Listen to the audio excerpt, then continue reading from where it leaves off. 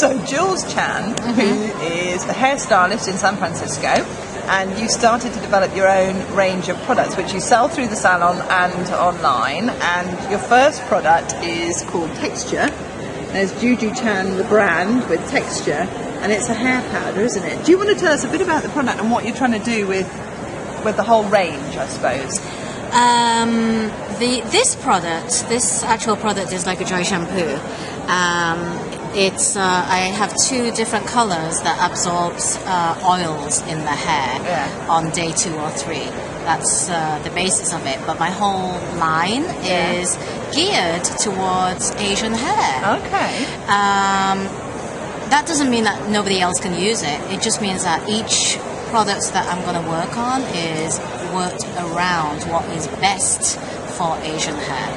Okay, so that's basically what your brand is aiming at. Really, is aiming at Asian hair. And actually, when we look at the packaging, it's interesting because it has got that Chinese sort of feel, the Asian feel to it. It is, because it's almost like a stamp. Yeah. That's slightly faded out through there, and you've got the stamp feel through there. Yeah. And that's what we decided to go with. So how did you come to end up doing the design like that? Did you use a designer? Well, actually, I decided on using an artist to start with, who had no background knowledge of graphic design. Okay. So that was quite interesting because what he came up with I quite liked initially, but then when I started showing it around to people, and in particular a client who was a designer, graphic designer, I was told that technically it wasn't quite right, and it was almost marketed towards the wrong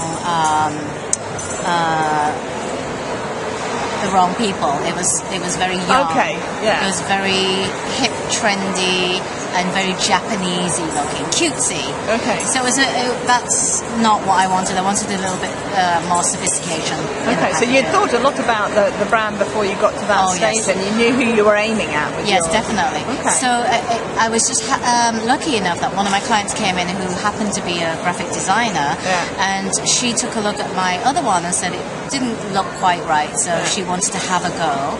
Okay. And with her being the same age range, and she's Asian American, she was everything that I was aiming for. My target audience was her. So I decided to give her a go, and she gave me about 8 different designs, and this was one of them.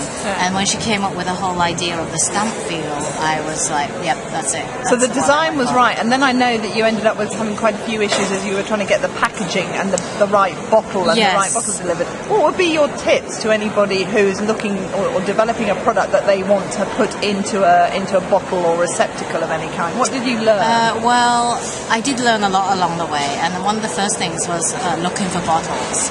I had an idea that I was going to custom make the bottle.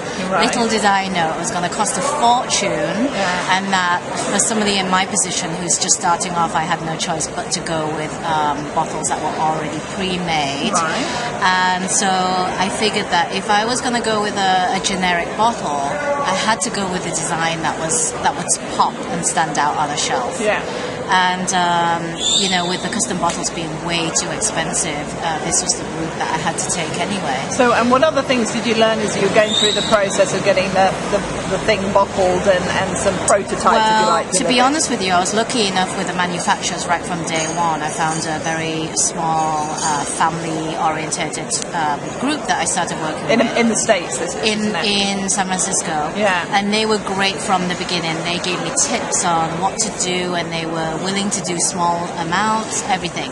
The most problem I had was the actual packaging itself. It was very difficult, and I learned so much along the way, but unfortunately learned it through mistakes and finding out, that colours don't necessarily come out how you think they're going to come out, and that you really need to get them to send you a sample of it before you actually okay it, because what they like to do is to churn them out and not stop during production, of course, so they don't want to send you a package to see, and they'll just go ahead and do it. And as I found out, the colours were wrong. and ended up wasting a lot of bottles. And would you have any tips there for anybody around the kind of numbers that they should produce at any one time? Well, again, for me, I was lucky enough to find 3 companies, bottles, packaging, and manufacturers, that were willing to make the smallest amount of bottles, which was 500 of each colour. As I said, I had 2 colours. So a lot of them won't make less than 10,000, you know, when it comes to buying bottles and printing. So I was lucky enough that I found small amounts because I found that to be easier to cope with for a beginner like myself. I didn't want to waste too much money, and I was funding it myself. Did that push the price of the unit? Yes, it did, but to me that was worthwhile testing the market out. Okay, that would be one of your tips, is it? And not making as much initially. Okay. And then at least you can see, instead of wasting so many bottles, you can see how it's going to go. And how have you got to fund what you're doing?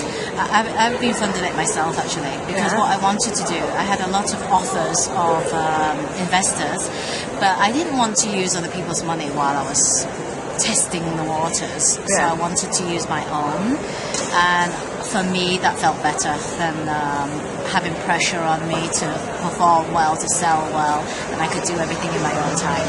Are there any other big tips that you give anybody who is developing any kind of product to help them on their way and encourage them? I think to keep an eye on every step of the way. Okay.